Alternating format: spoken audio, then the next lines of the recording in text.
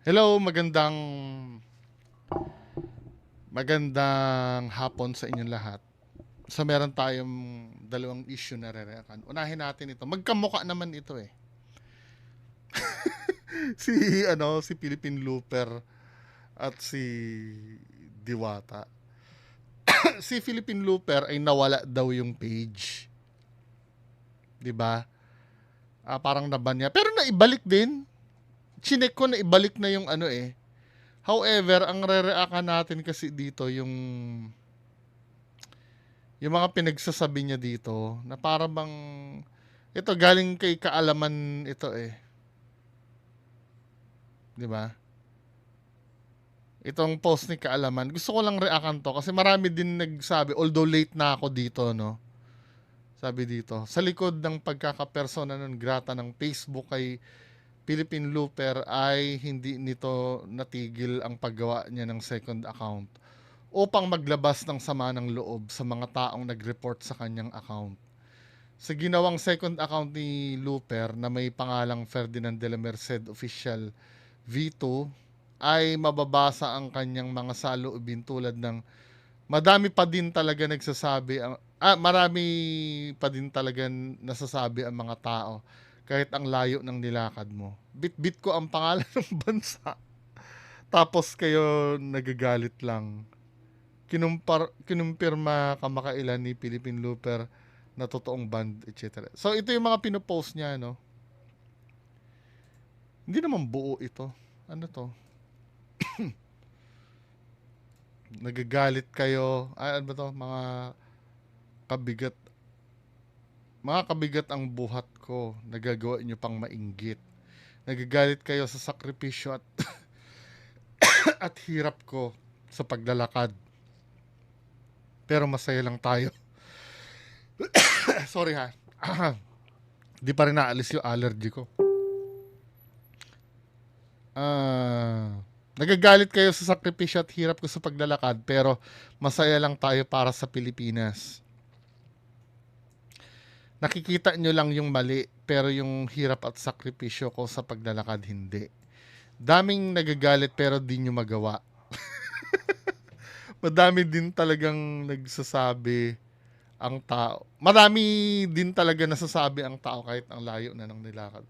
Hindi kasi ito sir no. Unang-una, yung ginagawa mong yan ay wala namang humiling sa'yo niyan. 'Di ba? Wala namang sa iyo nag-request sa iyo na gawin mo 'yan eh. Or halimbawa, kung let's say, o nga naman pagkukusa mo, no, para magbigay ng karangalan sa bansa. Hindi naman ganoon din kasi kasignificant yung ginagawa mo.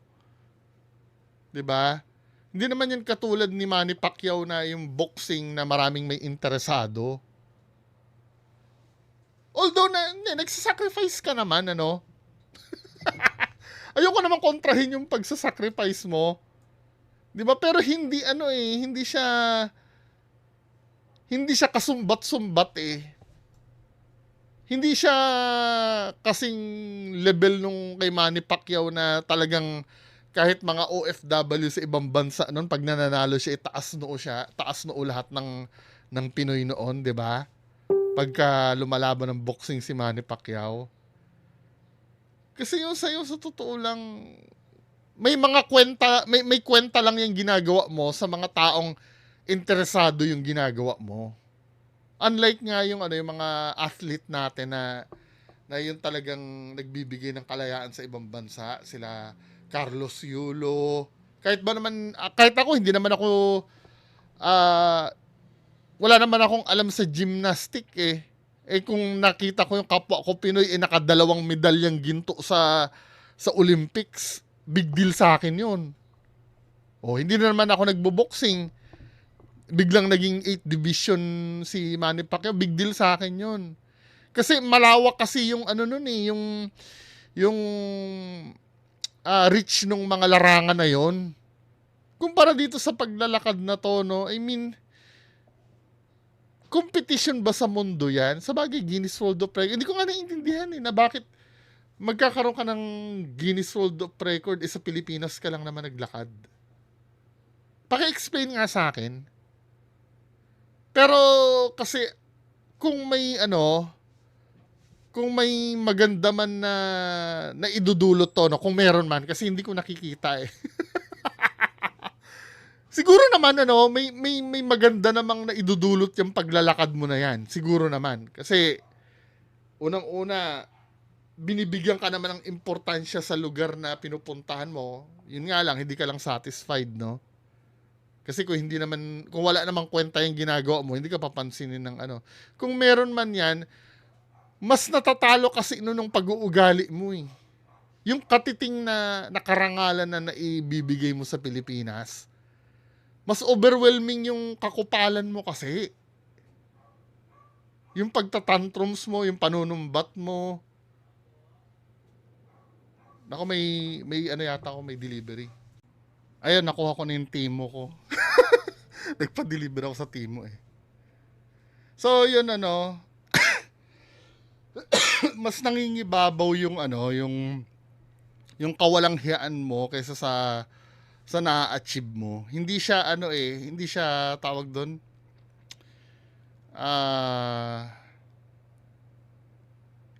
I mean, kumbaga hindi siya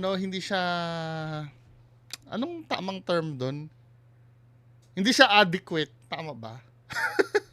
Kasi parang parang mas natatabunan yung yung kakupalan na ginagawa mo dun sa kakarumpot na honor na nakukuha mo din sa paglalakad mo. Yun lang naman. Siguro babaguhin mo lang yung gagawin mo, no? Or yung ugali mo lang. At pag-aralan mo maging grateful sa mga tao. Unang-una, sikat ka kasi, syempre, hindi may iwasan na may nakakabwisit nga naman na magpapapicture sa'yo or wag mo na lang kupalin. Ganun talaga. Part ng paghihirap ng isang sikat yun eh. Mga artista, pinagdadaanan din yung ganyan eh. Same na same kayo kasi ni Diwata. Na gusto nyo maging sikat kayo pero ayaw nyo ayaw nyo nang nahihirapan kayo. Hindi pwede eh. Part yun eh. At wag pa importante kung ano yung attention lang na pwedeng ibigay sa'yo, yun lang. Wag nang maghangad ng higit pa. Kasi although na sikat tayo, alam naman natin kung ano yung kayang ibigay lang sa atin nung mga tao, 'di ba? At kung meron man na natanggap ka galing sa tao, maging grateful. Wag nang magmaasim. Anyway, next no. Ano yung issue kay Diwata daw? Yung nakulong na naman. Ano yung ibig mo sabihin? Panoorin nga natin 'to mga men. Si Deo Balbuena, o mas kilala bilang Diwata, ay nakulong. Wait lang ha. Basahin natin 'to.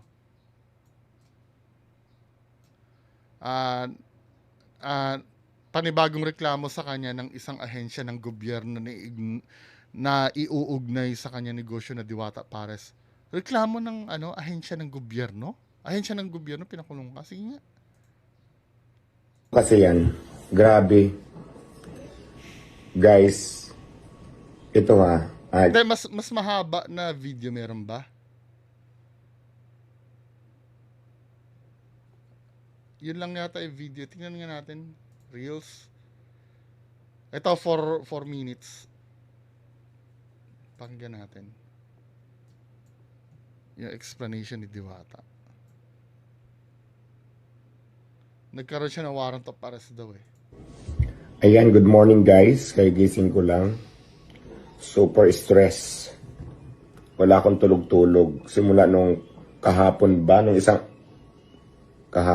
araw. Nung isang gabi. Ang ganito kasi yan. Grabe. Guys, ito ha. Ikukwento ko lang yung nangyari. Nakulong ako. Yes, totoo, nakulong ako. Bakit? May warrant na naman ako. Totoo, warrant. Warrant, hindi man ako nakatanggap ng subpina na may warrant na agad. Agad-agad, katulad din nung dati na nangyari. Kasi baka mamaya, walang or feeling ko natanggap ng tao mo yun dun sa pare. Imposible namang hindi ka kilala. O hindi alam kung saan ka kukontakin. Kami nga alam namin puntahan yung parisan mo eh. Siguro may tumanggap na tao mo doon na hindi binigay sa'yo. Pwede. No? Alam mo kung anong reklamo, anong complainant ko? Isang ahensya ng gobyerno, hindi daw compliance. Warrant agad. Ako naman hindi ako mahirap kausap, di ba? Tungkol ito sa negosyo. Parisan, ano bang negosyo ko? Paris, di ba? Malamang baka BIR. So, nakalungkot lang, no? Ganyan ang nangyari. Pwede namang ayusin kung may pagkakamali ako. Pero bakit warrant agad? At saka hindi naman ako big time na negosyante. Halos Yun na nga eh. Feeling ko may tumanggap ng warrant mo doon na hindi na ibigay sa'yo, na inignore lang. 'Di ba? Yun. tama-tama nga lang pangkain ang kinikita ko. Minsan abono pa. Grabing stress. Hinuli na naman ako ng alas 6 ng gabi. Tapos magdamag, maghapon ako nakakulong. Nag-bill ako. At ito pa, ang laki ng bill. Nasa 60,000 yung bill na pinangpiyansa ko. Okay, no? Shit. Di ba? Grabe. Ang hirap maging Pilipino, sa totoo lang. Lumalabang ka naman ng patas, hindi ka naman namimerwisyo. Dumidiskarte ka sa sarili mo para mabuhay ka. Pero bakit? Bakit ganun? Ano kaya, hindi rin malabo din kasi ano ba yung hindi mo na-comply para maintindihan namin? Hindi rin kasi, baka naman kasi BIR yan, tax evasion, or kung ano man yan. May kulong yata talaga yun, di ba? Pagka, Grabe. Hindi ko lang siguro pwede ikwento ang buong detalye, no? Kasi nasa Oo, na ito. baka mamaya, Nasa subjudice. korte na. May hearing pa ako. So, basta yun ang dahilan. Pwede naman ayusin kasi ang nakalagay hindi daw nag-comply. Kung ano man yung dapat ayusin, pwede naman. Diba? Tulungan nyo ako kasi hindi ko alam kung paano gawin yan. Ayusin natin. Halimbawa, kung mayroon mang pagkakamali, hindi para diretso sa kulungan nang wala man lang ako sumpinan na tanggap. Diba? Diyos ko, napaka-stress. Diyos ko, mabuti nang talaga. Ay, nako, nakalabas na naman ako. Ito kasi yung ito kasi hindi naiintindihan ng iba. Lalo na talaga pagka lack of knowledge ka pag nagnegosyo ka. Ang dami kasing niyan eh. Ang daming chichiburitsin yan eh. Kaya sa totoo, oo, ang maganda pag nagnenegosyo ka, hawak mo ang oras mo, mas malaki ang kita talaga pag nagnenegosyo ka. Kaya lang, yung ang daming nilalakad, nanggaling na ako sa ganyan eh. Yung ang dami mo dapat i-comply, na kung akong tatanungin, kung maganda naman ang sweldo mo, mas maganda empleyado ka na. 'Di ba? Sa sweldo mo, nakikita mo doon, bawas na yung tax mo, wala ka nang lalakarin na registration. Pero bago ako umalis sa SM noon, medyo may pagkakups na rin ng SM eh. Kasi mga taong store na yung naglalakad nung permit eh. Nadagdagan na naman yung stress namin noon eh. Kasi tinanggal na ang naglalakad dapat niyan, I think accounting yata, yung mga permit, pinasa sa mga store personnel. Doon na nagka-windang-windang, nawala na rin ako ng gana. Pero kung halimbawa, malaki ang negosyo mo, pwede ka naman mag-hire ng maglalakad niyan para sa iyo eh. Mga na yan, mga papel-papel or yung kung anong compliance ang kailangan mong makamtan. 'Di ba? Pero ang lesson kasi dito, bago ka kasi pumasok sa negosyo, alamin mo talaga dapat muna lahat. hindi ito magic eh na, oy, may negosyo ako, papasok na lang ang pera. Papasok na lang ang pera. Hindi, marami pa yon. May yung pasweldo mo pa sa tao mo, renta mo pa kung ikaw ay nagre-renta. Tapos yung mga stocks na inutang mo, kasi may mga ganun eh, may mga 30 days to pay eh. Halimbawa, mag-wholesale ka, no? Bibigyan mo sila ng check, may deadline na kailangan depositohan mo. Madaming ano. Pero pag talaga naman kumita ka, paldo naman talaga. Pag negosyante ka. Lalo na kung maganda yung takbo ng ng mga tao. 'Di ba? Ang problema kay Diwata siguro na overwhelmed, no? Kasi sa totoo lang, kung ako ay makikialam, kung ako halimbawa ako yung nasa posisyon ni Diwata doon, nag-focus na lang ako sa negosyo ko eh. Hindi na ako nagpolitika-politika pa. Ano ba mga pinagagagawa nito, yung nag-vlog-vlog pa sa labas. Basta ikaw, nakilala ka na na nagdiwata pares. Tapos, dito ako nakilala sa pares ko. Parang si Nening B, di ba? Nening B, hanggang ngayon, alam ko, nasa mall na yata yung pwesto ni Nening B eh. Medyo umaangat na rin yata. Hindi nga lang, wala nga lang sa sa social media, pero kung mapupuntahan mo yung Bambang, nasa loob yata siya ng ng mall, nakapwesto. Tapos may pwesto pa siya dun sa pinuntahan namin ni Solja, yung malapit sa Intramuros, yung tabi ng ilog. 'Di ba? Dapat naging gano'n ka, nag-concentrate ka na lang sa mo. Yun, bumagsak ka tuloy, 'di ba? Tapos kung ano-ano pang mga kakupalan ang ginagawa mo doon sa mga fans mo. Yung mga, 'di ba nagpareserya tayo dati? Pinag-uusapan natin ito si Diwata noon, no?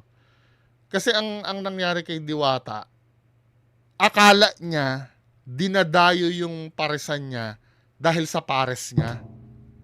Hindi. Dinadayo yung paresan niya dahil viral at dahil sa kanya, sa istorya ng buhay niya. Yun ang malaking pagkakamali ni Diwata noon.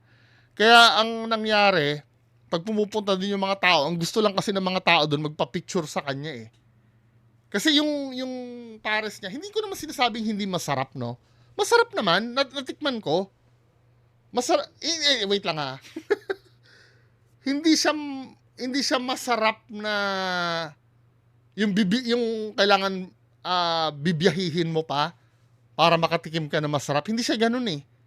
Okay lang naman. Pero hindi naman siya, unfair naman kung sasabihin mong hindi masarap yung pares niya. Ang nakita ko lang na may napuna ko doon nung pumunta ako doon, yung barbecue niya lasang gas. I don't know kung nung time lang na yun napadami siguro ng gas na nailagay dun sa tsaka malamig na yung, pero kung sa pares niya wala naman ako masabi, okay naman. Pero hindi siya yung masarap na kailangan biyahihin mo pa, yung for example, anong kainan ba yung pinupuntahan talaga? Halimbawa, sisig ng Pampanga or longganisa ng Pampanga, kailangan pumunta ka pa ng Pampanga. Or lukban, di ba? Para hindi siya ganun eh. Ordinary lang, sakto lang. Di ba? Pinupuntahan siya ng mga tao dahil nagtitrending nga, haba ng pila niyan dati. Tapos makapagpa-picture. Ang problema naman, nagpapa-picture sa kanya yung mga tao, bastos naman siya. Sana man lang doon, bumawi ka man lang doon. Kasi yung mga taong pumunta sa'yo, galing pang malayo eh. Pa-picture ka. Yun lang naman ang gusto ng tao eh. Ikaw ang bumibenta doon, hindi naman yung parisan mo eh. Now, yung sinasabi mo na, hindi, napapagod din kasi ako. Diba? Pagod na pagod ako. Alangan naman pwede ka naman makiusap na, sandali po, pagod lang po ako, no? Magpapahinga lang po ako. Pagbalik ko, promise, picturean ulit tayo. Pwede ka naman magsalita ng polite na ganun. Ewan ko, yung yabang mo umabot na sa ulo, di ba? Tapos lahat na lang ng vlogger na pumupunta doon, inaaway mo. Katulad ni Yang Kido dati, di ba? Pumunta doon sa kanya, inaway-away niya. Na wala namang sinasabing masama yung bata sa kanya. Sinabi na yung pares niya masarap naman daw. Pero tamang hinala. Tos, ewan ko ba?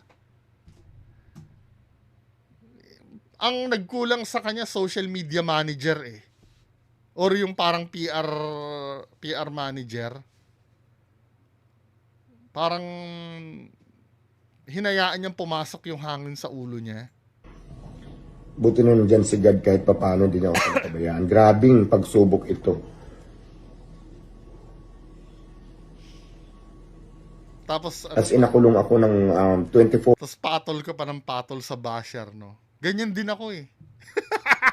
Well, ako, maliit lang naman ang follower ko, di ba? Kung sakali bang masunog ang channel ko or bumagsak ang karir ko sa YouTube, pwede ako mag-start uli. Ikaw kasi established ka na eh. Kailangan mo talagang, wala eh, kailangan mo makisama. Mahirap naman talaga yon, lalo na pag nakakabasa ka ng comment ng basher. Di ba?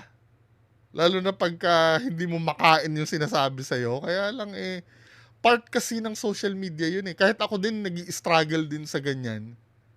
Pero dahil kung ako ay kasing sikat mo na nun, millions ang followers mo sa Facebook, di ba?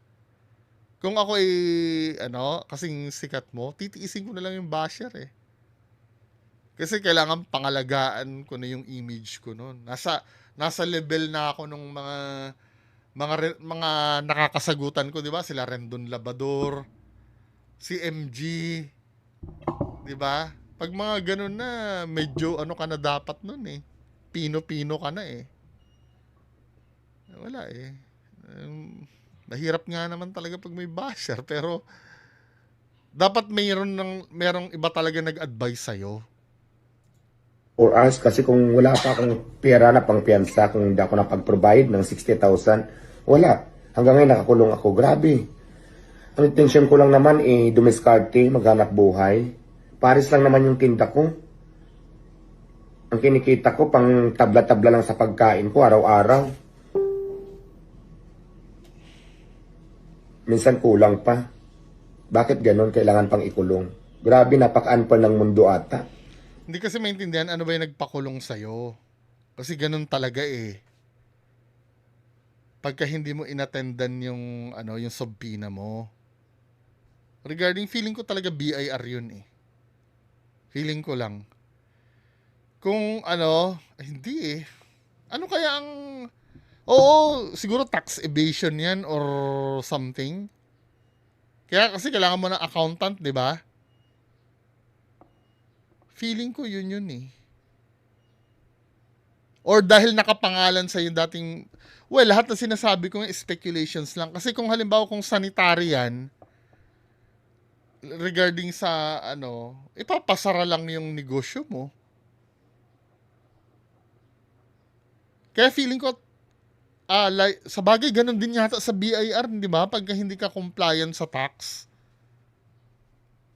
ipapasara yung negosyo mo. Bukas pa ba yung sa neto, yung sa Caloocan? Bukas pa ba or sarado na? Kasi parang nagka-issue doon, no? Well, hanggang speculate lang tayo kung ano talaga to.